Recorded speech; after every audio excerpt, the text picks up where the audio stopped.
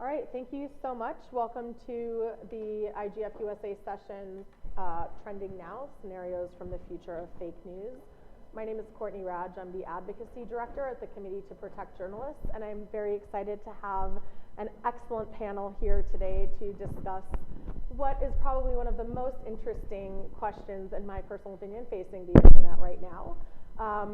We have here Angie Holan, who is the editor of PolitiFact, Jess Langwind, who is on the strategic response team at Facebook. Next to her, Danielle Coffey is Vice President, Public Policy at the News Media Alliance. And last but not least, our token man on the panel is Jeff Jarvis. That's the way it should be. Is at CUNY University and is heading up the News Integrity Initiative. And I don't know if they passed out scenarios on the table, but we wanted to talk about and think about what is the future of the internet based on how we are responding to the so-called challenge of fake news. I just want to at the outset start with a recognition that this term is loaded and problematic and means a lot of different things. And what I'm going to ask the panelists to do shortly as we go down the line, and I want them to just tell us a bit about what specifically they're working on with respect to fake news and what they mean by that. How are they defining fake news, how they are addressing it? Are they talking about computational propaganda? Are they talking about disinformation campaigns? Are they talking about satire? Are they talking about addressing news that political leaders don't like, etc.? Because we believe in constructing the session that the future of the internet will in large part be determined on how the world responds to the controversies over misinformation and computational propaganda and the scourge of fake news, because these have economic, social, political, and cultural dimensions, not to mention the impact on the fourth pillar of democracy. So in front of you and online on the webpage for this session, there is a scenario, a sheet of scenarios with some thoughts on kind of what the future might look like. Are we headed towards a future that maybe we would call dystopia for democracy, where there's a lack of trust and people are radicalized as they move into their own information bubbles? Journalism becomes unable to compete with fake news because it's just not as interesting or viral or able to take account for the economics of the platforms. And what does that mean for public oversight of officials and transparency, et cetera? There's another scenario where, if we don't, one thing we want to consider is the role of Section 230 and these protections for intermediary liability and how that may facilitate that. But what happens if we don't have that sort of protection? Could there be a convergence towards the mainstream, towards siphoning off extreme positions, not allowing things that are outside of the mainstream for fear of what might happen? And the role that the platforms would have in that, because they don't want to run afoul of codes of conduct, whether voluntary or imposed, etc. And then another scenario where maybe there's some sort of radical transparency at the platform level in terms of both the transparency reporting that's already happening, but also how are algorithms resulting in certain decisions? What is that doing to information online, opening up their moderation decisions, their data, their advertising information, and re-engineering the economic incentives and signals that sends. So we're going to take a conversation now about what are we doing in this space. So I want to ask each of you to just briefly talk about what you and your organization are working on with respect to fake news. Tell us what you mean by fake news, and we'll just go through that, and then we're going to have a conversation. And I want to encourage everyone in the audience, as well as our remote moderator, to raise your hand during the discussion. First, I do want to go through first and talk about what everyone's doing, but then throughout the discussion, if you have a thought, you have a question, you have a comment, please raise your hands, because I want to bring that in while it's relevant, and I'm going to try to integrate it as much as possible. So let's start at the end so we don't make Jeff feel completely out of his element. Can you talk about what you're doing at CUNY, and especially with the News Integrity Initiative and some of the other projects that you're working on, Jeff? Sure, and as we look at the scenarios, what it made me, and I was thinking about as we talked about them, is what I fear is fear itself. I'm afraid we're headed toward a moral panic right now that's overblowing the circumstances that we're in, and I think we've got to be very careful to look at real harm and real data to understand where we are. And we also have been concentrating so much on the negative. I think it's important to also start paying attention to the positive, to quality. To give you a very unfair comparison, as you heard this morning, Facebook is hiring, now has 15,000 people, will soon have 20,000 people who are there to become, pardon me for this, they wouldn't put it this way, but crap detectors to deal with what they want. So, and we as society, media and government are pushing them to do that. Meanwhile, in the US, we have fewer than 30,000 journalists on newspapers. So what does that say about our societal allocation of resources? We're paying so much attention to the bad stuff, thinking it's taking over the world. Well, it actually isn't. There's some small number of bad actors motivated by economics, psychology, that's to say trolls, and politics, that's to say Russians, who are manipulating the weaknesses of our systems. So we've got to figure that out. At CUNY, we're doing a couple of things. One is, and full disclosure, I received money from Facebook as well as Craig Newmark at the newly renamed Craig Newmark Graduate School of Journalism, as well as AppNexus and Ford Foundation and others, but we are independent of them. We started the News Integrity Initiative, which is mainly making grants in two areas. One is around trust and trying to change the relationship of journalists to the public, and two is around manipulation and disinformation, and Data and Society is a major grantee there. And then I'm starting a project we have not announced yet at all, but I'll say it anyway, where we saw that there's a lot of efforts out there to look at the signals of quality, good and bad, in news. And they're all over creation. There's Trust Project, Reporters Without Borders, FactMata, NewsGuard. I could keep on going forever. The platforms and the ad community have said to us that that's too confusing, it's too difficult to work with. So I'm doing a new project, which is to bring together all these signals of quality and put them in one place, in one form, so that the platforms and ad networks and ad agencies can, we're not going to make a whitelist or a blacklist, but they can use this data to better inform their decisions. And the hope is they will take money and attention away from the crap and start to put it toward the quality. Thank you. So, Danielle? Thank you. Danielle, Coffey, News Media Alliance. Thank you, Courtney, for having me, and this is a great panel. So you asked what is fake news, and we represent 2,000 newspapers across the country. We are not fake news. We're the antithesis. We are the opposite of fake news. We'd like to think of ourselves as the remedy to fake news because we're real news. We employ publishers. We're publishers who employ reporters. We have it in our DNA to make sure that everything that we report on is fact-based, verifiable, and accurate information. We adhere to codes of conduct, whether it's ASNEs or SPJs, Society of Professional Journalism, codes of conduct. And then we go even further in our newsrooms to make sure that there are standards of care and ethics, and it's not a place where conflict exists and that we have a check on each other.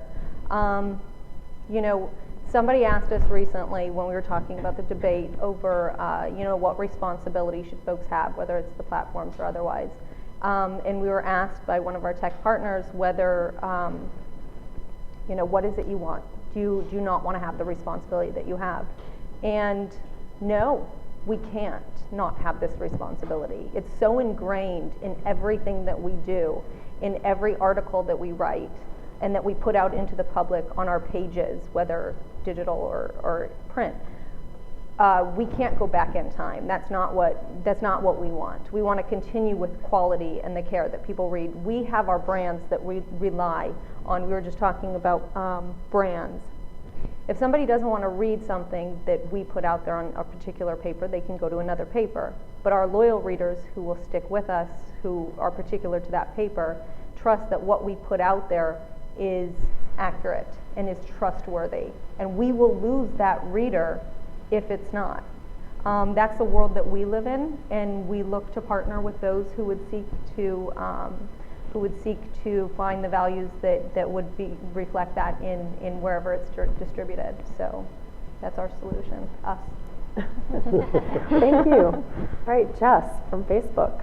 Great. Hi, everyone. I'm Jess Leinwand. I'm a public policy manager at Facebook. I'm on the product policy team and focus on misinformation. At Facebook, we are addressing misinformation in 3 ways. As we heard this morning, we have a set of global community standards that govern what is and is not allowed on Facebook. And if content violates those standards, it's removed as soon as we become aware of it. In many cases, we do see an overlap between misinformation or false news and violations of our community standards, whether that's hate speech, bullying content, harassment, credible threats of violence. But we don't have a community standard or a policy, and these community standards are public. So I would encourage you to visit, and they're quite detailed. And we do have a section on false news and how we define it and how we think about it. But we don't have a policy that requires people to only post true content on Facebook. Another way of saying that is that we don't remove content simply because it's false. What we have determined is the best kind of balance between freedom of expression and safety for our users is to demote content that is false, so to show it farther down in the news feed. We believe that we wouldn't not let folks post content that is false, but we don't believe that that content should get the same distribution as other content. And we don't make these determinations ourselves. We rely on third-party fact-checking partners that are certified by an independent international body to comply with certain international standards. We rely on those judgments to determine whether or not content should be demoted in newsfeed. And the third part of the model is inform. We want to inform our users. We want to give members of our community context so that they know, or they can understand, or they have greater certainty, more context to understand what they should or should not trust on Facebook.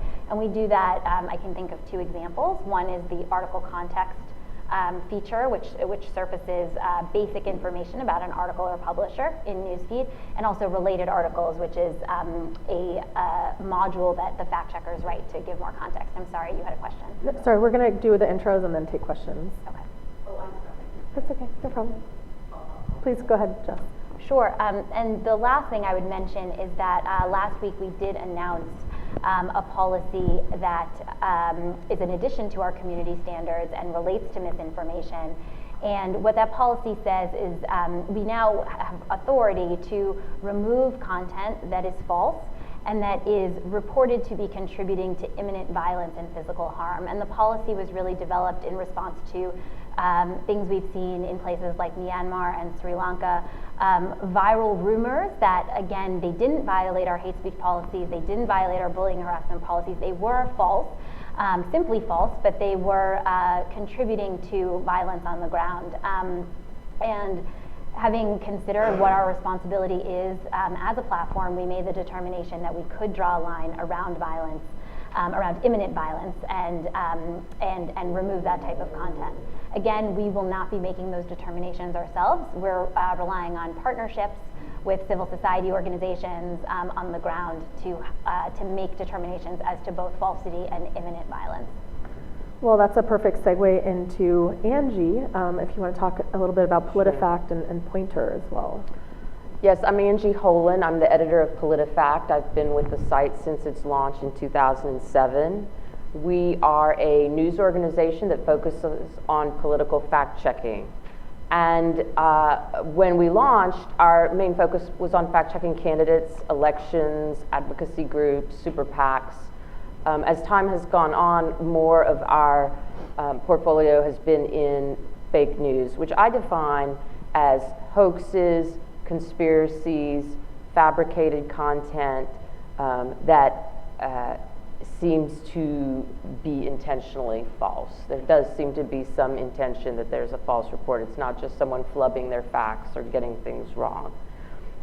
Because we've been around so long, we have about 13,000 fact checks in our database.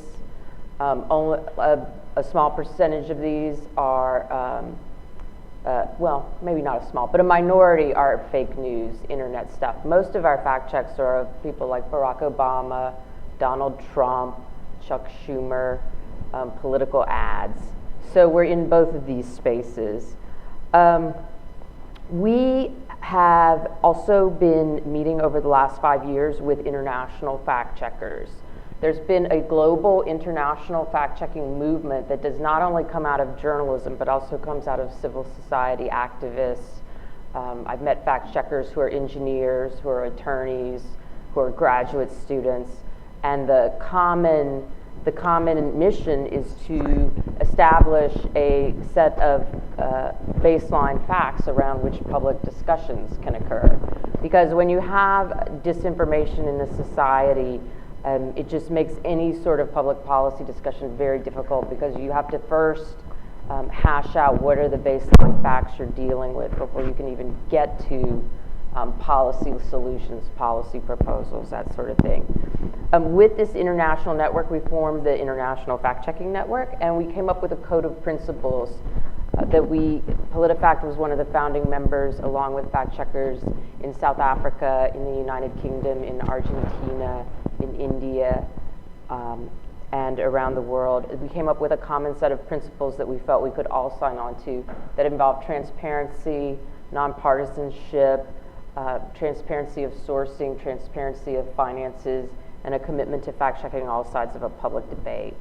Now, some of our fact-checking groups that are operating in authoritarian regimes can't meet all the standards of transparency for security reasons. So they are not, they're still part of our group, but they don't sign on to this code of principles that we have.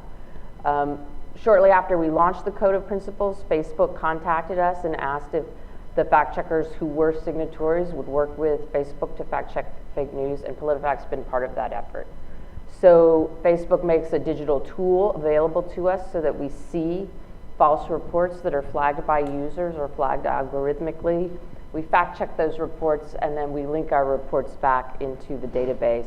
This is doing a couple of things. First, it's demoting the particular content that we fact check, but it's also allowing Facebook to use this data to teach its platform, so to speak, and I'm not a tech person, I'm an editor, but to teach its platform to detect fake news before it's even flagged. And I have to say, we've been fact-checking false news reports for 10 years now. We started with chain emails. This program is particularly sophisticated, and I'm very optimistic that it can be used in other parts of the internet, at least this type of machine learning. PolitiFact because we're a news organization in the United States, we're very much believers in the First Amendment. We're not interested in suppressing any sort of diversity of ideas, but our mission is to get accurate, verified information in front of everyday people so that they can govern themselves in a democracy. Great. And some of you might be thinking, why is someone from the Committee to Protect Journalists moderating a session about fake news? And the reason is that at CPJ, we've seen how fake news has a very real impact on journalists around the world, especially on those who work online. And CPJ's mission is to protect the right of journalists to report the news without fear of reprisal and ensure the free flow of information. Our most recent prison census showed that 3 times as many countries were imprisoning journalists on fake news charges. And just last week, we reported on Egypt imprisoning even more journalists on fake news charges. We're seeing how fake news is being used as an excuse to censor media and journalistic content online. So that's why we're really concerned and why we're here. And also, looking at the responsibility of platforms, despite being private companies, that they have an interest in upholding human rights. And that's one of the reasons that we helped co-found the Global Network Initiative, which Facebook is part of, where we can have discussions around this. And I think, maybe just to start off the conversation, we've really seen the weaponization of fake news in the United States. But I think that one of the key issues for a conversation at the Internet Governance Forum USA is how the steps that we're taking in the United States to address fake news can have ramifications around the world. both in terms of, initiatives like the Global Fact-Checking Network, which is great. You guys just had a conference in Rome, if I recall correctly. Lucky you. But it can also have implications. Who says fact checkers have no fun? It can also have implications, for the platforms and the types of community standards they develop, the tools they develop, et cetera. So just to kick off the conversation, and I will be coming as soon as we get into the conversation, please raise your hand when it is relevant to the points we're on, and I will have time at the end for additional comments and perspectives and questions that we might not address here. But first, what I'm seeing, hearing here is a lot of kind of public-private partnerships. So we're seeing, Facebook is partnering with PolitiFact, with Politico, with this international fact-checking network. But also in Indonesia, there's it was mentioned at the global conference that that Indonesian government is somehow involved in that. Vietnam has requested, to have more say over what content is allowed online. So how do you work on these partnerships? How do you develop these partnerships? How do you decide how to have these partnerships to deal with fake news without getting co-opted by authorities or entities that would rather, staunch criticism of them, for example? Is that for me? All of you. So I can speak to fact checking and maybe the trusted partners that we're looking into for purposes of our new policy that focuses on imminent violence. I think on fact checking, as we were discussing, we look to the International Fact Checking Network because just as our policies apply globally, the standards for our partners, especially in this space, apply globally, and that certification for us and more importantly, the principles that underlie the certification are very, very important in terms of who we partner with and how we make those determinations. And so that's kind of the gold standard in terms of what we look at for our fact-checking partners. I think we were discussing before we started the panel that, of course, as we internationalize and we've scaled the fact-checking program to 17 countries thus far, and we're obviously trying to expand further than that. But every country has a different set of circumstances, political, social, economic, that we have to grapple with and think about before we move into that country, including the protection of fact checkers on the ground and of journalists and what the implications may be for a fact checking partnership there. In terms of trusted partners, we are still in the process of implementing the policy, and it will also be, I think, a gradual process. Because each country might have, that we're looking to expand into, will have a different set of circumstances to contend with. But we are focusing initially on Myanmar, Sri Lanka, India, Cameroon, and the Central African Republic, if I'm recalling correctly. And we are looking at civil society organizations that are independent, many of whom we've worked with before and have a good relationship with, and have no history of spreading misinformation, things of that nature, those kinds of criteria. And so speaking of credibility, and credibility has to do with a series of signals, and I know that, Jeff, as part of the initiative that you're working on, you're looking at signals as a way to combat fake news. Talk to us about what are some of those signals that you're looking at. There's various sets of signals. There are initiatives now called the Trust Project in the US, Reporters Without Borders in Europe, that are working to get news organizations to ascribe to certain standards, like we'll label opinion versus news. And so those are self-reported signals. There's also behavioral signals. If a news site fails 50% of fact checks, that would say a lot about them. There's endorsement. If I belong to your organization and you have high standards, then that's a signal. There's observed signals, which are very important. My project will be hiring a company called Trust Metrics to be able to look at thousands of sites against certain criteria. There's diversity as a signal, so you make sure that whatever total you end up with has diverse viewpoints. And there's public opinion, which on its own, Facebook, there was falsely reported that Facebook, in looking at broadly trusted news as a first effort to try to identify news, If that's all you use, that wouldn't be very good, but it's a good signal. And the Reuters Institute for the Study of Journalism in Oxford has done some very good work here, and I hope to figure out how to help expand. Then finally, there's alerts of misinformation, disinformation campaigns. You've got an organization like Data and Society that have people who are embedded in with the bad guys. And it's not just about being false, it's about being false in a way trying to manipulate the system, manipulate our weakness for belief and trust. The EU also does a lot with Russian disinformation.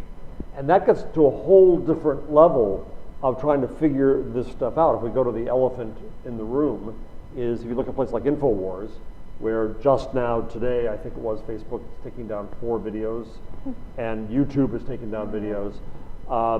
And so there's also a question of where the line is. I wrote a post on Medium a week ago, just trying to, sympathetically in a way to Facebook's difficulty, the standard that Mark Zuckerberg set was violence, that if imminent violence. And I, in my own opinion, said, well, it's not far enough.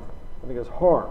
But if you really try to define harm, it's extremely difficult. So I went through a whole bunch of other areas.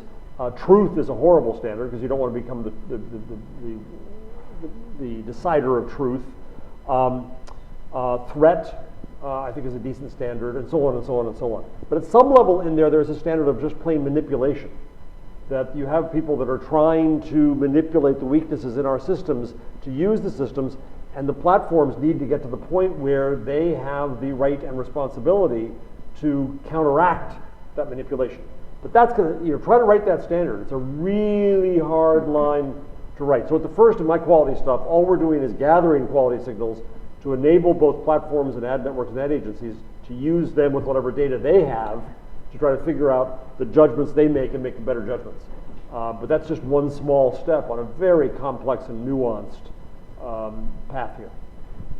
You want to make a point? Another question. But go ahead, and then I'll go to the audience. No. Okay, go ahead. Sorry, we need a microphone. You'll just have to wait till the microphone because we're live streaming for the stream. I wanted to pick up. Steve. Yeah. Not coming through. Hello?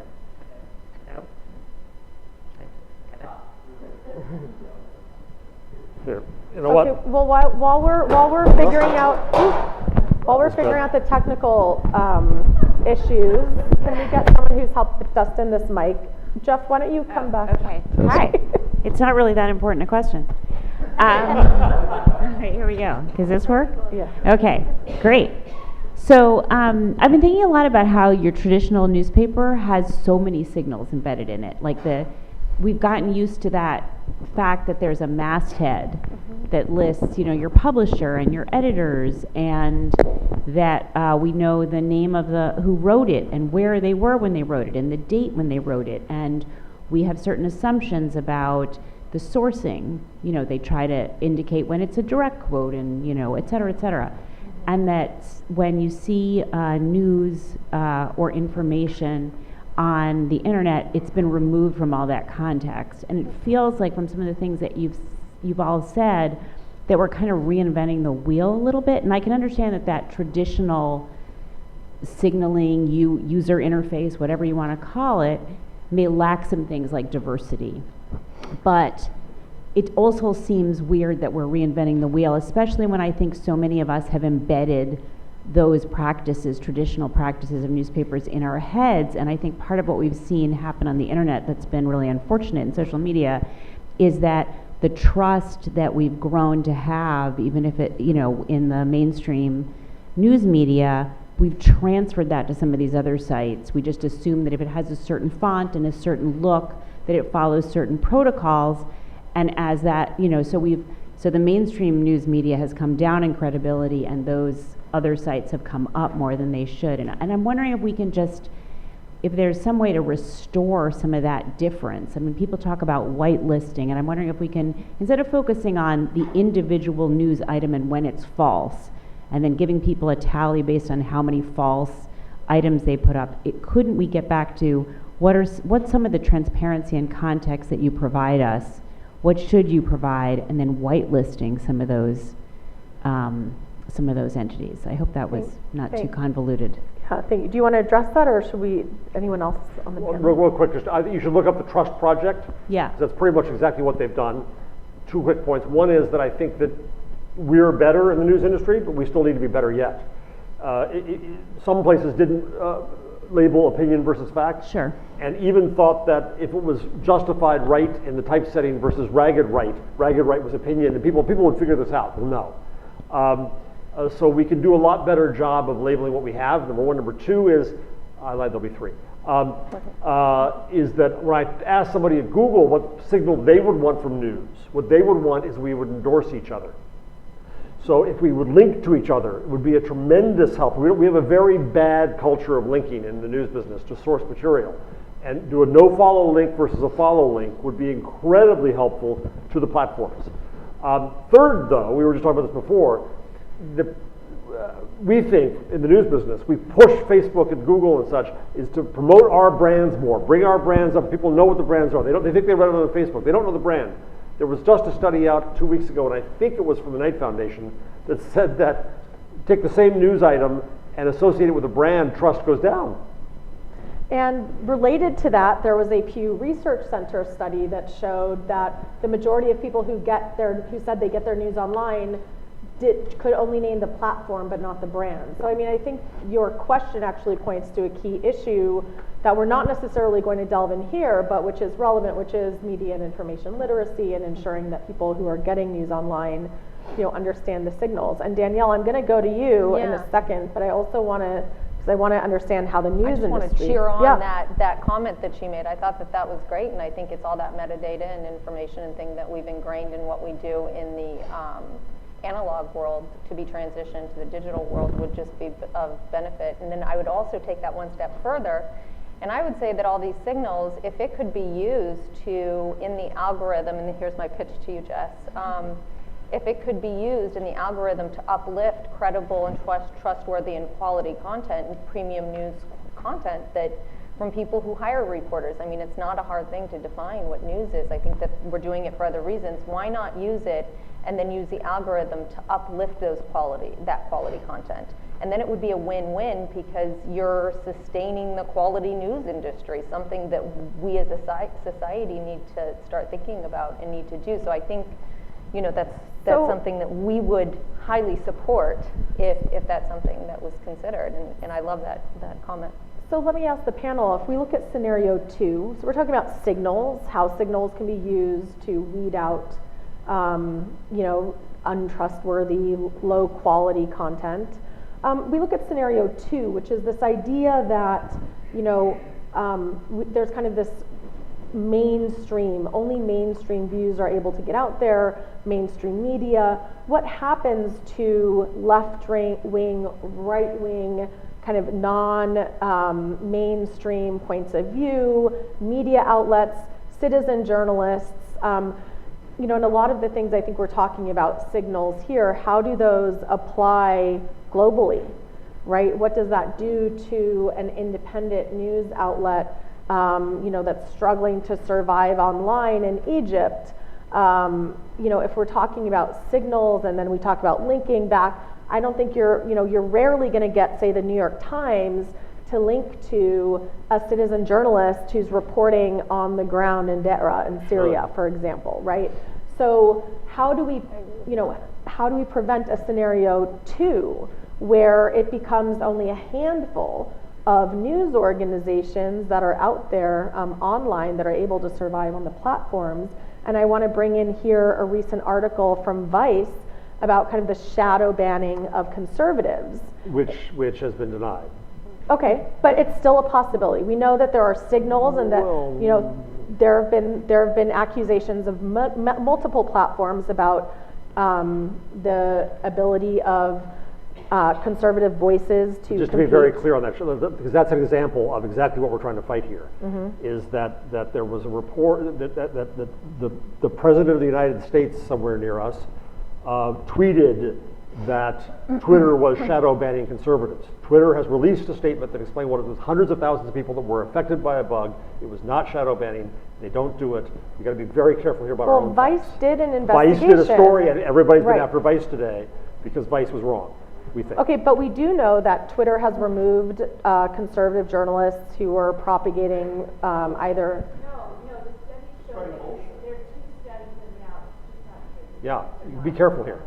So then fake news. so then what is, but it's not fake news, right? It's a report that is then debunked. So how do you deal with this? And let's bring this maybe to PolitiFact, because this is very much what you do, where you get an initial report, right? You have an initial, especially a journalistic report, and then maybe you get more information. The companies open up their data. Right. It turns out not to be true. How do you do this? I think the confusion we're having at this particular moment in time goes to the fact that the platforms have so much power to curate content. People on Facebook, they think they're getting information from their family and friends, so there's a lot of trust. It goes to the situation that our audience member was talking about. It's very easy to put together a website that looks professional, that looks legit. I'm not particularly worried about extreme views being pushed, pushed to the margins, like this kind of dystopian scenario where people who have unpopular opinions aren't allowed to speak, because just the nature of the internet is that it's cheap and quick to publish. That's what's disrupted all of the legacy news organizations and the business model issues. I see a big problem with, I see some problems with the audience itself, where they see that they can get breaking news so quickly and easily and cheaply just looking at their phone. They don't even know where the information comes from. And the news organizations that put money and resources into reporting aren't being supported the way they were pre-internet. So there's a huge business model problem. And I think that also goes to the signals problem. There's a connection there, because before the internet, people wouldn't be able to have the resources to publish if their views didn't have a certain sort of cultural cachet behind them. Now on the internet, anybody can publish at any time. And I don't see that going away. Even groups that have been have left Twitter, have formed alternative social networks where they're talking on these alternative social sites. So it's more of, the argument to me is not about censorship, it's more about like, my voice isn't loud enough. My voice is here, my voice is here on the internet, but it's not loud enough, and I'm gonna use my political influence to address that situation. You're a member of Congress complaining that Gateway Pundit wasn't getting enough traffic from Facebook. So, well, in Azerbaijan, one of the only independent television broadcasters, which broadcasts solely on YouTube, was taken offline. In Egypt, Wael Abbas, who is one of the few independent, they're struggling, but independent reporters, had several of his social media accounts closed down. I think there's been a lot of scrutiny about claims in here, but we are seeing a real impact abroad. I'm going to go back. Is it Brian? Sorry, Baron. Baron, from Jeffrey. I just want to second what this lady here said with the beautiful necklace.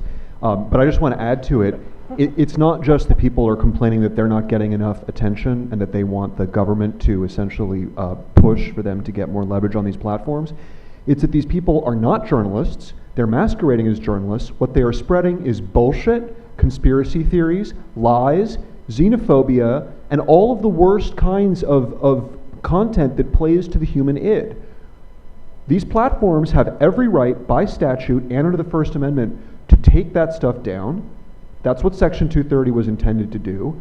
And Republicans have managed to somersault and completely reverse their positions from having spent 6 decades saying, oh, we should never have a fairness doctrine. The fairness doctrine would be terrible. The government should never be in the position of deciding what media is fair, to now saying that all these platforms, they have to be fair to conservatives. And by fair to conservatives, as Jeff said, what they really mean is that how dare they do anything to deprioritize content from sites like Gateway Pundit, sites that spread rumors and falsehoods about Pizzagate and other forms of grade A, unadulterated bullshit.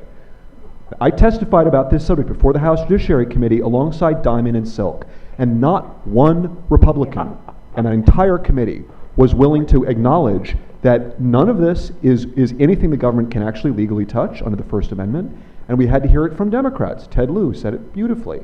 It was a stupid hearing. It's a stupid thing for the government to be talking about. These sites have every right to try to go after this problem, which is that people are masquerading as journalists and taking advantage of the fact that someone might say something like, and this was said a little bit earlier, that conservative journalists are being harmed. They're not journalists, and these sites have no obligation to treat them as such. Can I, Go ahead, yeah, Danielle. can I take this one? Because you were testifying with our CEO, David, and you did a great job, but I was behind you in like every picture during that zoo of a hearing with Diamond and Self. And you're going to die at what I'm about to say, but during that discussion, they actually made a good point.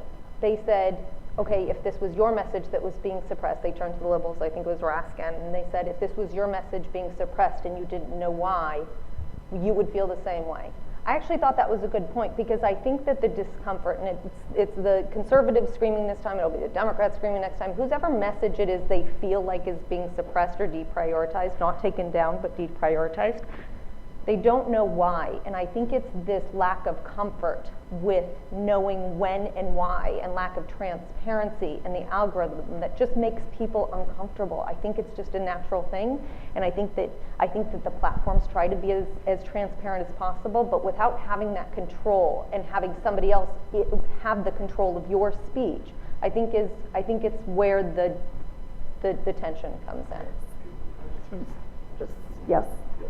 Fair, but we're also talking to people who don't understand that there's a limit to how much text you can have in an ad, and who think that when their ad gets rejected because it doesn't meet clear guidelines, that they're being censored. So I agree with you, the platforms could do more, but there's a level of human stupidity to recognize here where you can only do so much, and people will still feel persecuted, and when their ad is blocked or they don't do as well as they think they should, confirmation bias will lead them to believe that they are being persecuted, which leads to a persecution complex. There is no amount of education or clarity and disclosure that can fix that problem. I want to take your point, which is actually a perfect intro for my question to the panel. I just want to go down the row. Given this environment, does fact-checking have any impact in this world? Does it matter, given what we're talking about confirmation bias, about political views, about what the studies are showing? Yeah. Does fact-checking have any impact in this world? Fact-checking does have an impact. It is not a cure-all or a solution for everything that ails us, but it makes the real-world, on-the-ground situation incrementally better, and I think it needs to spread. I agree. I think fact-checking is making a real difference. It's making a difference for us at Facebook. As I mentioned, we have scaled the program to 17 countries. I think we have more work to do. Transparency, we are trying to be more transparent. We are transparent with users when they post something that is rated false by fact checkers. We notify them. I think there is more work to be done there, and we're always looking to improve. And I think, but as a general matter, I'm very supportive of the program. Yeah, it's in our DNA. That's what we do. We just wish it was rewarded a little bit more for having it be such a big part of what we do, because we could be a great partner in the fact-checking. Well, but to press you on that, then you're saying, this, and I agree, the DNA of journalism is about getting the facts right. But we're seeing the challenges of competing in the current digital space. So is it having an impact? Or are you seeing that your constituents have to adapt to this new model, clickbait headlines, trying to compete with fake news?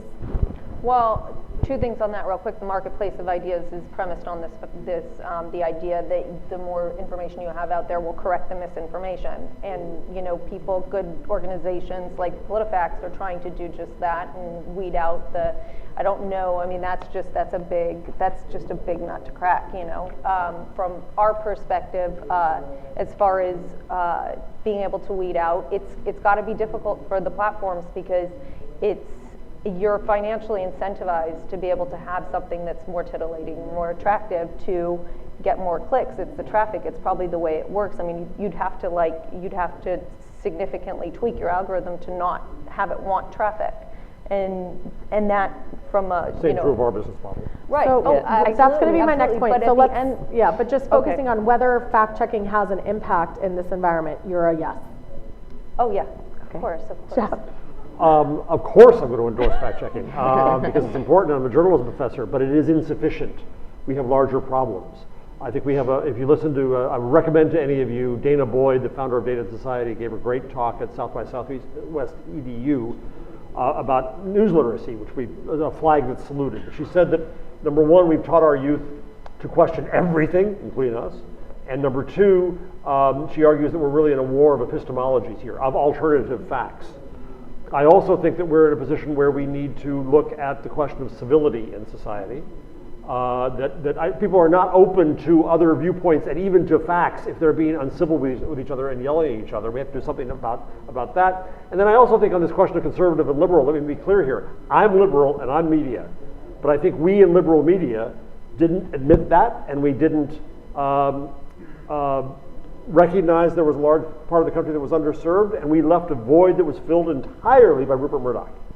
And so I think we've got to do something about that too. We've got to have higher quality news from a conservative viewpoint. We need more diversity in that sense too. So fact-checking is magnificent, but it presumes that we've solved other higher level problems which we have not addressed. Thank you. Yeah, just two things to follow up. At PolitiFact, we see ourselves as independent, and we really value our independent role. So I'm continually staking out that space for an independent media that's neither liberal nor conservative, and we see that space as very valuable. And then just one last thought is we're also going through like a huge economic model change. The platforms, I think unintentionally, received the role that newspapers had traditionally. So they're gatekeepers, and they're reaping the revenues that newspapers used to receive. And I think the platforms are just now starting to come to terms with this gatekeeping role that I don't think they really wanted, but they've got it whether they want it or not. And now I feel like we're starting to see more momentum on problem solving. Well said. And in my opinion, I'm going to say, maybe play the devil's advocate, that I question whether it's really having any impact, because I remember there was I think Facebook tried something where it would mark a story as contested, and what did it result in? More sharing. Right? And then we heard you guys have 13,000, you said you have 13,000 fact checks in your database, but YouTube gets, 400 million videos uploaded every day or every week. I'm sorry, I don't have the stats in front of me. Facebook, how many billion pieces of content. So, I think you could also see a perspective where it's having minimal impact. So just to pick up on that point, though, in terms of the disputed flags, we did see that was actually having some unintended consequences, and instead what we've done is show users related articles from the fact checkers, and on this principle that more information is better than less. I do think we are seeing this. We do have some data to support it, but again, I think there's more work to be done on the research side.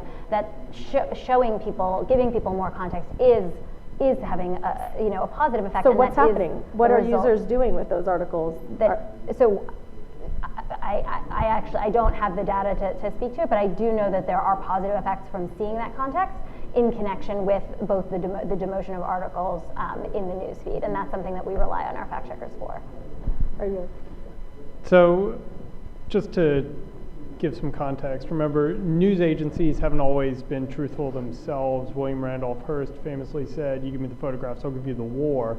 That's where we had only one news outlet kind of controlling the flow of information. They could kind of adjust stuff. So I do have a question that's kind of come up a bit with respect to the reference to Vice. And two questions. One, what is the role of news media writ large to avoid kind of going for the scoops and the breaking news, and to take some time to actually verify their information before publishing it? And then the second is, to the point about content and volume of content, how does PolitiFact and News Media Alliance, how do you figure out which issues and articles you're going to take and analyze, as opposed to all of the others which you just don't have the resources to address? Okay, so since those are new questions, I'm going to wait till the end, and they're much more about journalistic practices versus the spread of fake news online, and I want to follow up while we're still on this discussion. We'll circle back, but because all of you raised the issue of the economic incentives, so my next question, does fact-checking have an impact? You all said basically yes, but you pointed to the economic incentives. So do you think that we need to rethink, do you think that we can address this issue of fake news without addressing the economic incentives? And if not, what should we be doing about those? I see Jeff is nodding. So I run a Center for Entrepreneurial Journalism. This is my life.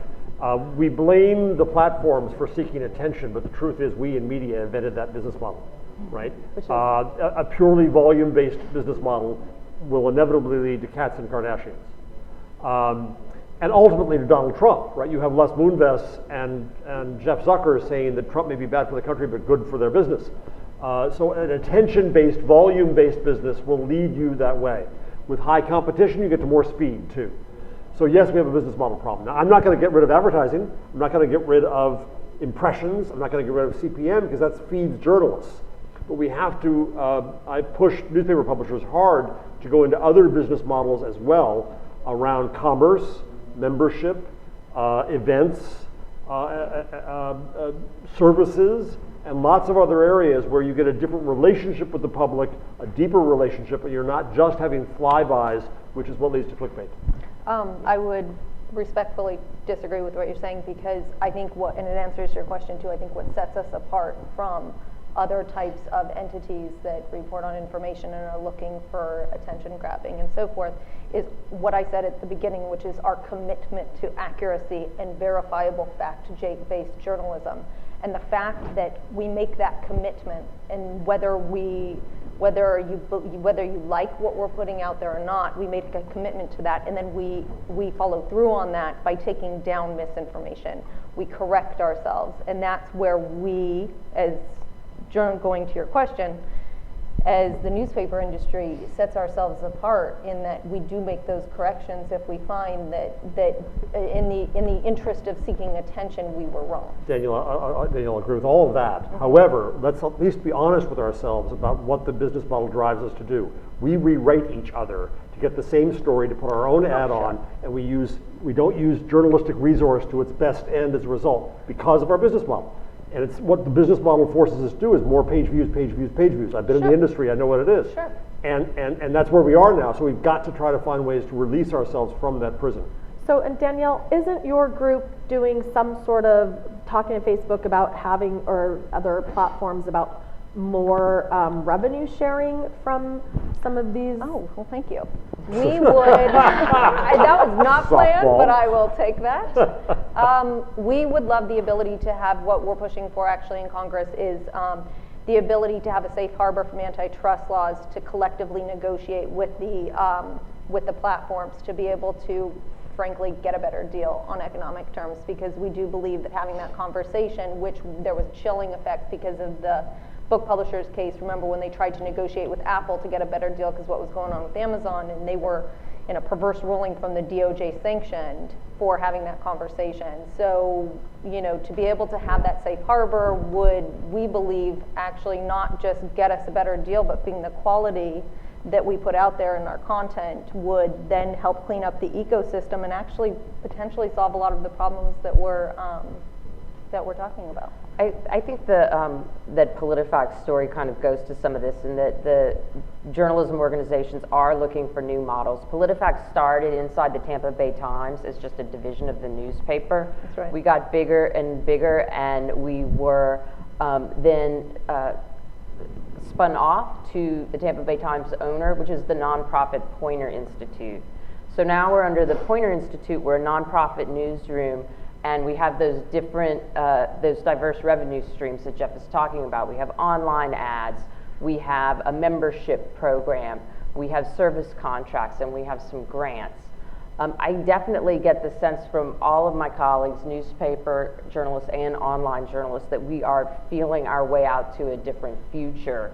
But it very much feels like we're in process right now. Yep. And from the platform's perspective, I know you guys are supporting financially and through partnerships a lot of news organizations and news initiatives, et cetera. Where does the issue of just purely profit sharing and looking at the ability of news organizations to compete in this space fit? So I'm probably actually not the best person to speak on that specifically, but I can say that on the misinfo side, we very much started this effort and continue to focus on disrupting financial incentives for distributing misinformation and false news. And so that very much motivates why we've decided to demote clickbait, for example, sensational headlines, and also why we focused on links as the initial step in our fact-checking program. Because what you very often see is that there's sort of a clickbaity type link, and you click on it, and then you get all of those, advertisements that pop up that you never wanted to see. You think you're looking at Meghan Markle, or at least I do, and then you're like on an ad farm, and it's terrible. So, those are some of the ways we're thinking about it. And I just think, Craig Newmark, you mentioned him earlier, founder of Craigslist. We were at a journalism conference earlier this year, and he gets up and says, I admit I broke the internet. I broke journalism in America, because it devastated the advertising industry. And I think it's interesting because he's now investing in supporting news. So, there's all sorts of interesting initiatives coming up. But I see a question over here. Hi. Yeah, Danielle, I just kind of wanted to maybe push back on what you said a little bit about journalists and newspapers correcting themselves and updating articles to make sure they stay true to fact. I think, from my personal experience, has been, even recently a Washington Post article about the Koch brothers and other things like that, where corrections are made, but they are often not that clear. If people have already taken those stories or rewritten them, as Jeff says, those updates aren't passed along. Often it's at the end of the article that you say, a correction was made to say this. I often find that platforms are actually making a greater effort to try and point out issues with news stories, with articles like YouTube, for example. As soon as you click on a Russia Today or even a BBC video, it says this is a state-sponsored media outlet. Doing things like that, where before you've even seen the content, you know who it's coming from, and obviously getting an issue in a story may be slightly different to that. But I kind of feel that while obviously a lot of journalists have their ethics, journalism and news writing is still a business, and those business incentives do not like the fact that maybe if there was a correction that needs to be made to a news story, especially if it was a front page one, saying correction somewhere in the subtitle or title is going to undermine the ability to get people to click on it, because people are like, oh well, maybe it's not a pretty trustworthy news story. And linking to what you said about reforming antitrust to allow newspapers to collude and basically talk to social media platforms, because of those business interests, I guess I would be worried that what's going to take priority here, journalistic ethics or the ability to make people click on a news story despite the fact that it might actually need a lot of corrections to it before.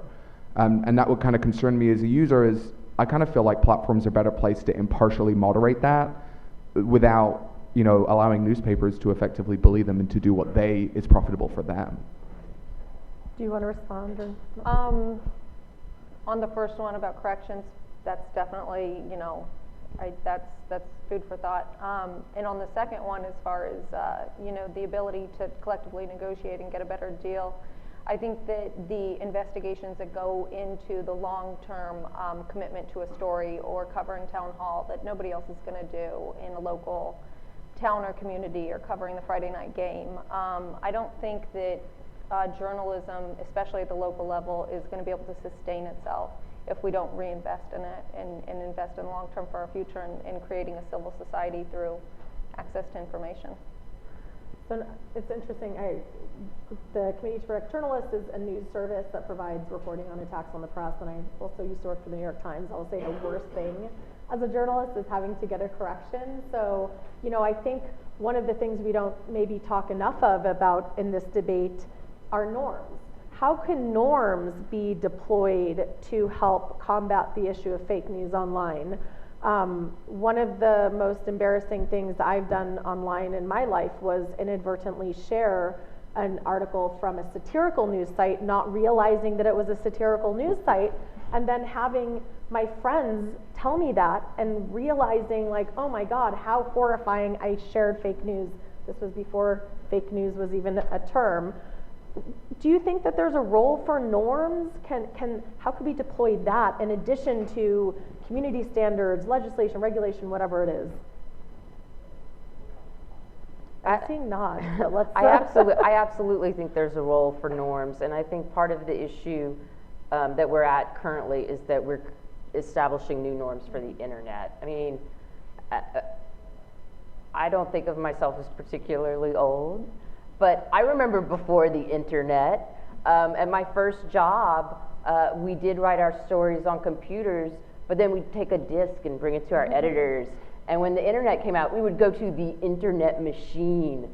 So I think we feel like this technology has always been with us, but it's actually brand spanking new. And we really are, and on a scale of the printing press invention. I mean, it's that big of a change in society. And we definitely are in this moment figuring out new norms. And we might all be dead by the time the new norms are established. I mean, it's that kind of moment of transition, I think. Angie, amen. I'm a Gutenberg geek. I just came back from Mainz and the Gutenberg Museum. And it took 150 years after the invention of movable type before anyone thought to invent a newspaper. We don't know what news is going to be. We don't know what the net is yet. This is very early. We are indeed negotiating norms. You know, if I go back to my days as a reporter, when I made a mistake and it happened, I wanted to hide under my desk. I wanted to hide that fact, right? And blogging taught me that when you admitted your mistake, your credibility increased. And so there's a new norm that I learned from that new world there that changes how we operate. And technologically, I would wish that on that moment when you share something and you say, oh shit, I got that wrong, I wish there were a structure at Twitter that would let you blast out to anyone who retweeted you, oh, sorry, I made a mistake, to help them say, it's not my fault, right? So we can help people, I think, and encourage different behaviors in how we design systems. Okay. Do we have anyone from the audience? Do we want to address this issue of, you know, journalistic quality? I mean, we had two questions earlier, but do you feel like they were addressed a bit within? The second one is how do you choose? Right. We get this question all the time, how do we choose what facts to check? At PolitiFact, we follow the day's headlines, and we specifically look for statements about whatever is the story of the day that we think people might wonder, is that true? And there is a lot of, we get a lot of reader reaction on this because of the way our ratings work, and we have scorecards for individuals. There are often claims of unfairness and bias, and we just have to remind them, we are not social scientists. This is not a random sample. We're picking statements to choose based on their attention and their news value. In the Facebook tool, there's a measure of popularity, so we can see how hoax news is being shared and which hoaxes are gaining more traction than others. And we have other online tools where we can see if something seems like it's about to spike and that sort of thing. So we do look for things that it looks like a significant part of the audience has heard of or maybe about to hear of. Well, just on this issue, I mean, I want to link these two questions because you're asking how do you choose, and you mentioned the YouTube labeling. So I wrote an article based on doing some research and looking at how were those labels applied. I looked at about 30 countries using a VPN to show what would it look like inside the US and outside of the US. And you know what I found is, you know, there's a bunch of public and state-owned news organizations on YouTube that did not have that label. Others did have it, usually the more well-known one. I think, you know, Polish state TV did not have it, for example. But what concerned us about that labeling was, you know, even media scholars can sometimes not find out who owns a news organization. And if you label it as state-owned or publicly owned, again, what are the criteria that they're using? How do they get that information? And what is the signal that sends? So do you have a follow-up question? Yeah, just to kind of build off the mechanism that you use to identify which areas, which articles you're going to investigate further. You know, Jeff talked about the importance of promoting ideas, and some stories get much more promotion. I suspect if I go to the New York Times or Washington Post or most any major news publication, the word Donald Trump's going to be somewhere on there. Safe bet. So most likely, if the basis of your analysis is what are the most popular stories, they're inherently going to involve President Trump. And I think this gives kind of the impression of bias because, oh, you're spending all your time focusing on President Trump, when in fact that just happens to be the most popular stories. Right. And so is there a way to kind of disabuse people of this notion that you're leaning one way or the other? I mean, it's a great question because it goes to like popularity metrics on the internet, if we're just focusing what's getting the most clicks. But that's not how we make the decisions, because we use our news judgment. We are consciously trying to fact check a diversity of political figures. Democrats are out of power right now, but we try to keep up a steady stream of fact checks of Democrats. And I think this is where the human editorial judgment becomes so important. And I think it's always going to have a place on the internet, that human beings are curating the news, they're making decisions, because like you can use your ethical values to balance out a news report, so it's not just what's most clickable. So it's not just cat videos. So this is a great segue into politics. So you're saying, let's take the long view. We have, we've had new communications technologies. There has always been some version of fake news on those. Let's, see what happens. It's early days. However, we're also seeing in the political sphere, and again, I want to emphasize that what happens in the US has global repercussions. We're seeing in the political sphere that democracy and electoral processes are being impacted by the internet and by so-called fake news. And I'd raise, for example, the Philippines, where, for example, Duterte, when he was a candidate for mayor, had some a specific, Cambridge Analytica was doing some analysis for him. I know that Facebook, I'd like to hear more about how Facebook has sent in advisors to work with campaigns. How is that being related to the fake news problem, which seems to be particularly prevalent during elections? We just heard, for example, that Facebook sent the first fact checker program to Mexico outside of the US and Europe ahead of their elections, because there was a huge issue with fake news during those elections. So can you talk a little bit more about that? Sure. So I can speak to, I think Mexico is actually a great example. We are, as we think about scaling our fact-checking program, we do consider whether there are upcoming elections, because that tends to be a situation where we have seen spikes in misinformation on Facebook, and obviously with potentially significant consequences. And so in Mexico, we have partnered with fact-checking organizations, and it's sort of a delicate. The relationship we have with our fact checkers is to defer to their judgment. We provide certain rating guidance, but we defer to their judgment, and we also defer to what they choose to fact check, as we heard earlier.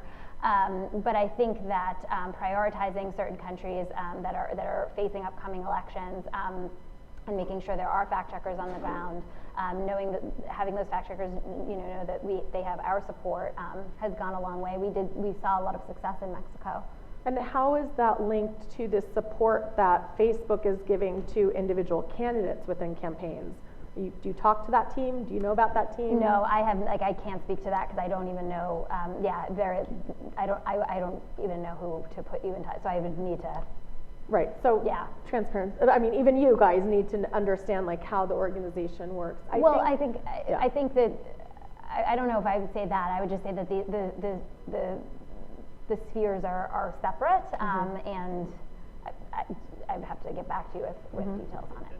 I think, when I worked at Condé Nast, they, long before native advertising, they would put in creative teams to work with advertisers to improve the advertising platform. That happens a lot now, so it's kind of like native advertising.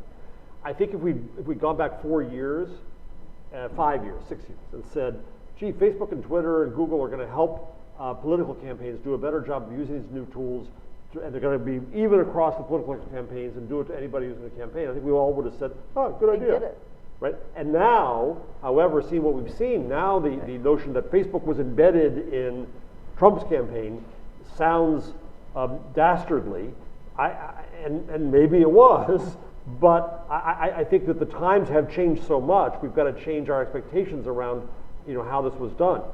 So it becomes a new rule set. Should the platforms give any aid to any political campaign? or not is a different discussion at that level. And I think it's a valid discussion to have, but we've got to do it knowing that the times have changed. Well, I think it's also related to the fake news issue, because when we take the Philippines as an example, Duterte has deployed fake news and trolling specifically against the major independent media outlet, which is primarily using Facebook, it's called Rappler, and specifically against its editor-in-chief, to delegitimize the news, and must be using some of the same techniques that he got a hold of, during the consultation, for electoral politics. So I think. But Courtney, but as you try to come up with rule sets, right? That's the hard part. So I could see Facebook saying, you know what, we're not going to help any political campaign anywhere, because that's just fine. We're out of that business, right? If they want to buy ads, they'll buy ads. If they don't, they don't. But then you go down to a different level. Then you get down to a mayoral race somewhere, where the candidates maybe would be far better off talking to citizens on social media and getting some sense of it. Do you cut off an opportunity there? So it's really hard, I think, to understand how to do these rule sets based on, I would say fringe case, but the fringe cases are now in charge of nations, like Philippines. Fair enough. So we have about 15 minutes left. I have a million other things I want to ask them, but I also want to open it up here to anyone who hasn't already asked a question or made a comment, if there is anything else from the audience. Or has before. But if you have before, I'm going to ask you to keep it a little bit short. Hi, this is Stefan Beckert. I guess I want to keep coming back to that whole question of fact-checking and its effectiveness. How do you deal with Brandolini's bullshit asymmetry principle that it takes basically? The bullshit asymmetry principle by I think it's Alberto Brandolini, which states that it posits that it takes exponentially more time to disprove and debunk bullshit than it does to create new bullshit. Which is, it was based on a debate he saw with Silvio Berlusconi, in fact. But how do you deal with that in a platform like say, a Facebook?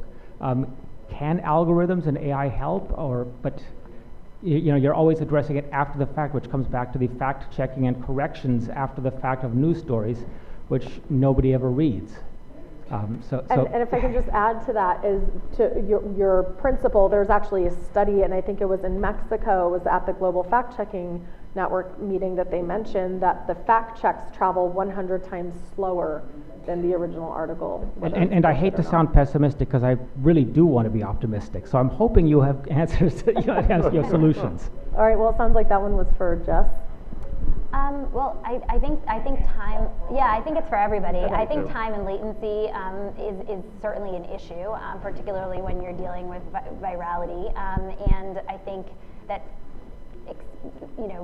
explaining truth and proving truth, exactly as you say, disproving something, it takes time, and being a source, it takes time, it takes effort. There are standards to adhere to, and so I think that is a reality that we're grappling with, and we are trying to think about ways to potentially complement our fact-checking program. We're not there yet, and exploring different ways that technology may help, but as I think we talked about this morning, when you're dealing with issues of content, everything is so contextual. It is really difficult to just rely on machine learning and an algorithm. But we are trying. One of the ways we are trying to use, for example, our fact-checking ratings that we get to inform some of our machine learning and scale it so that it is more effective and also broader.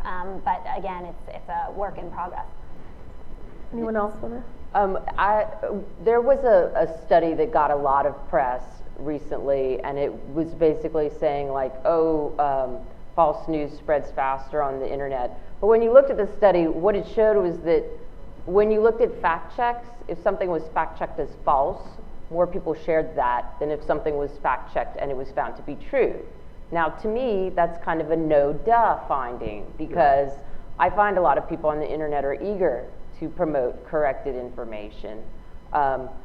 So I think the notion that fact-checking doesn't matter or lies will always be faster, I don't see that the evidence really supports that, and I think it's kind of cynical, and it's something that I hear It's deployed in a lot of arguments of like, that turn political, you know, and are really arguments about political power rather than accuracy or inaccuracy.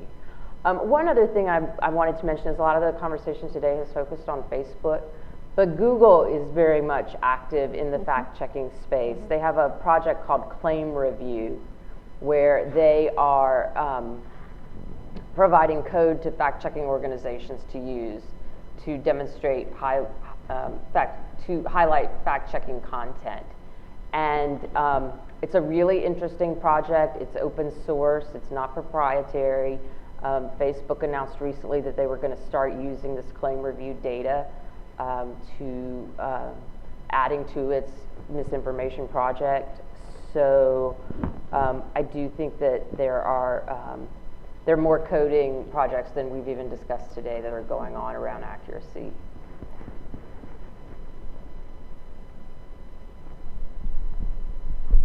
Sure. Jesse Blumenthal from the Charles Koch Institute. So I very much appreciate the conversation, and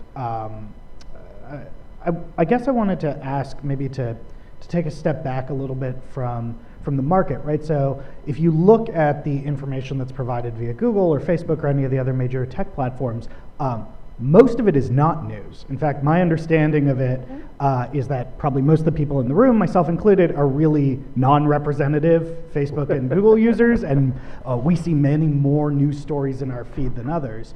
And I've been thinking about that in the context of this conversation because Slate ran a remarkably transparent piece a little while ago where they revealed that their traffic sort of earlier this year basically fell off a cliff and ensuing like ad revenue declines, mostly because the shift in both recommendation and maybe in the way in which people are just spending their time is on things that are not news. And so I guess where I'm going with this is, especially when we hear proposals for like publishers to be able to collude to extract greater rents from tech companies or other sort of like mandatory subsidies or things like that, it seems like there are lots of other possible ways in which users might spend time online. And so, you know, I get that there's a sort of valid debate between fake news and valid news and the ways in which people consume that and ought to engage in that. But how much of a risk or how much attention should we pay to all the other things people might be doing with their time online? Can I take this? I think what I'm hearing is that you're saying it's not as big of a deal because people don't want it as much as we might think that they want it. Or it's not as in demand, maybe, is what you're saying. We're actually finding that because of the digital ecosystem, news, at least by our trends, are in more demand than ever, and it's exponentially increased beyond any imaginable audience that we could have imagined. And it is more about the revenue and the monetization that we want to collude about and try to get a better deal on. But to the point about whether or not it's what the users that are on the platforms want, actually Facebook themselves, because when we met with them, you know, being a good digital partner, they said that 56% of their users said that they want more local news. I don't know if you heard that stat. It was shared by your folks in New York. So if the users want more of it, I guess what they're asking the platform is to adjust the algorithm or whatever it might be, the choice so they do get more of it. And that's what the evidence is actually showing. I don't know if this answers the question or not, let me try. So more than a year ago, I had someone from Facebook come to talk to a bunch of product development people at my school in New York. And the first question they asked was, what's news? And the answer was revelatory because as he described it, he's no longer there, but as he described it, there was social content and public content. And you can kick me if I'm wrong here, but the public content was a big bucket with very little variegation in it. And so when Vladimir's lying Russian blog got him in trouble, right, they kind of demoted public content because social content they could control more. But now Facebook wants to bring back quality news. But that raises questions. What's news? What's quality? And so on. It's very difficult. In the end, I think what will happen, this is why I'm trying to help with this, because I think we in journalism have to help them decide what's news and what's quality. Right. And at the end, if the Cleveland Plain Dealer isn't competing with Vlad as much, then that's going to be better. Now, Facebook did announce that news was going to go from 5% up to 4% of news feed, as I remember the number. Right? That says we're all atypical, because we see a lot more than 4% of news, I'm sure. But to the total, to your point, most people in most of their lives are sharing cats, and you know what? If that's all they did, maybe we'd be better off. Maybe that's okay. So I think that we tend to overestimate the proportions here in the population as a whole and what people see. The other thing I tell people too is whether it's Twitter or Facebook, and I hit trolls and assholes on Twitter and Facebook, but this notion we have in the media narrative is, oh my God, the sky's falling, it's all awful. And I ask you, look at your feeds. I'm not finding Nazis everywhere. It's really kind of okay, but we're reacting as if it's 98% news and 98% crap within that. And I think we've got to adjust our expectations around to what people are actually seeing and actually doing, if that's an answer.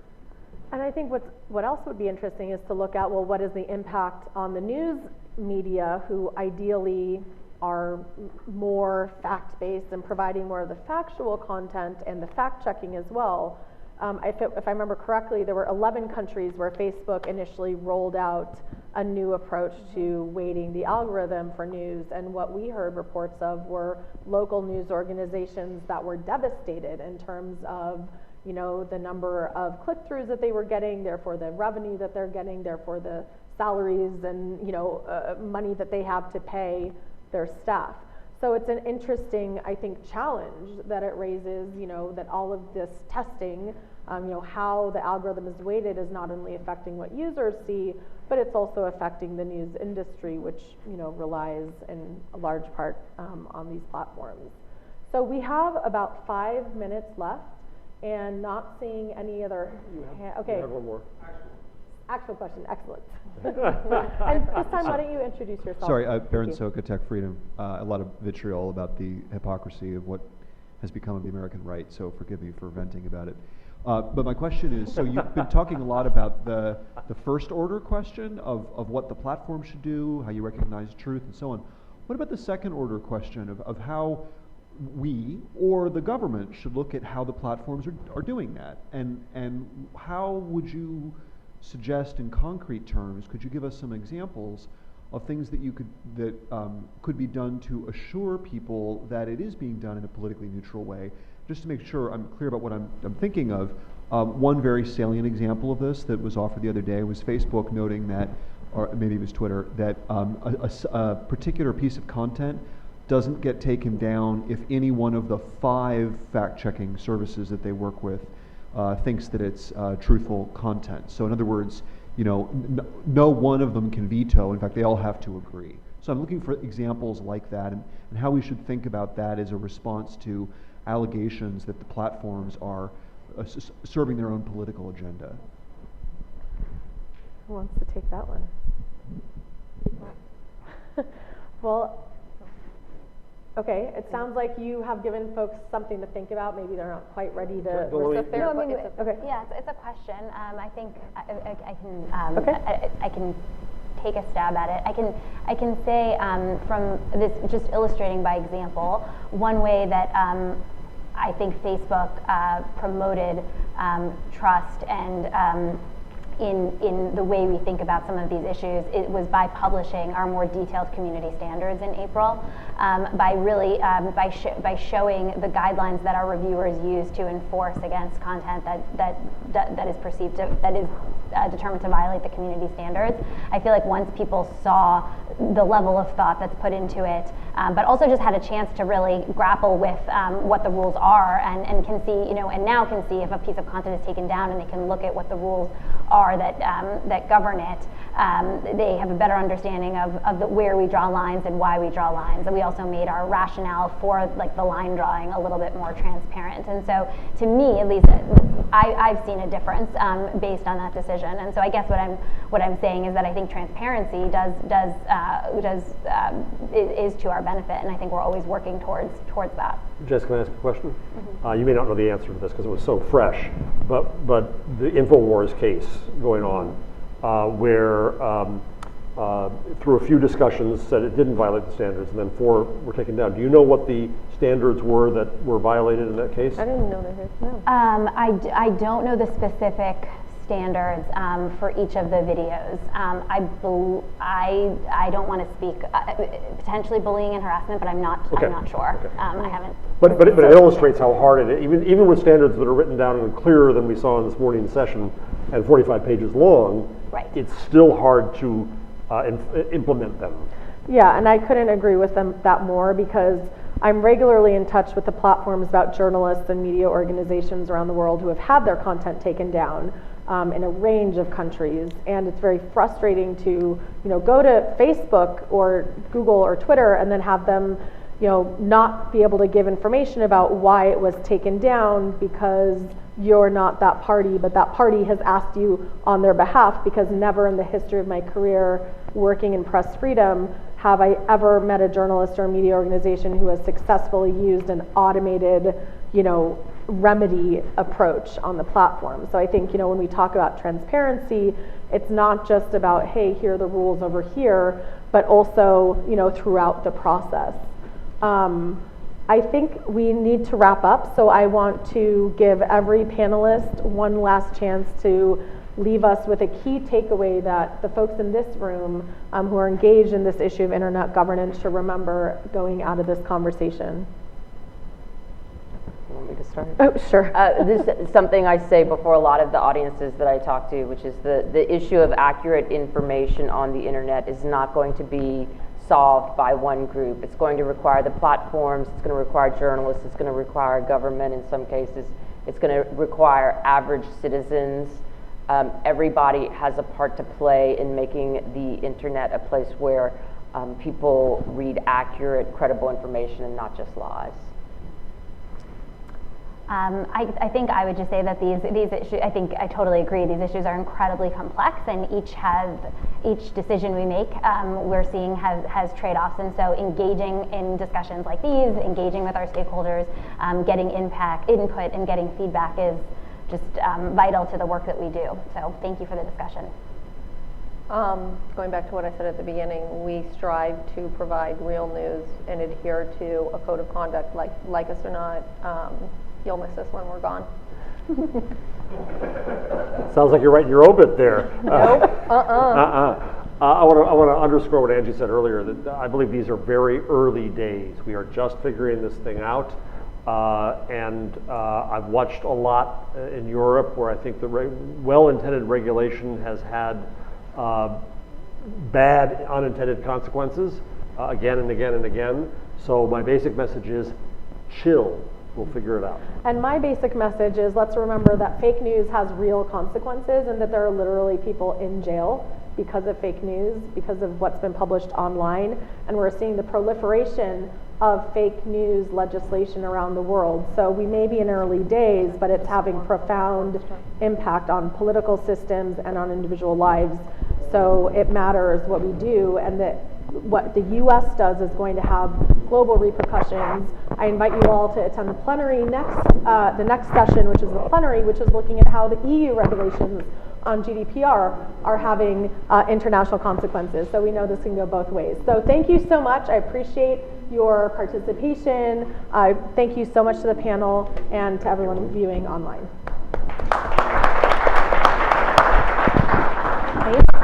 Freeze.